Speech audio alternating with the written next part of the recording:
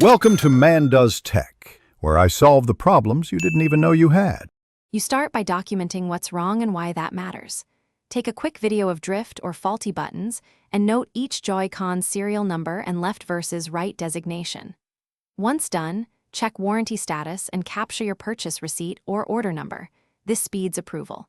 Make sure to label each controller and put the clips in a folder you can attach.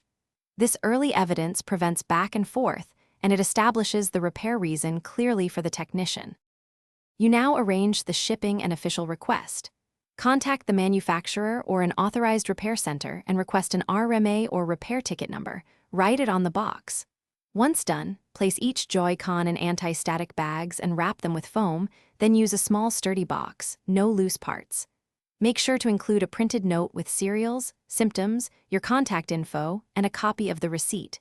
Insure the parcel if the value justifies it, and choose track shipping. You finish by monitoring the repair and verifying results.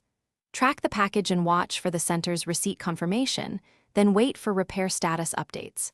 Once returned, test every function, analog stick, buttons, gyro, and take timestamped photos or video before opening warranty concerns.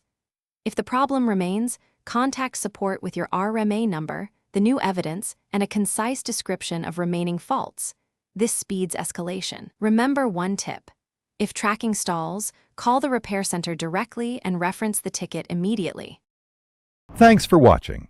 If you found this helpful, don't forget to like and subscribe.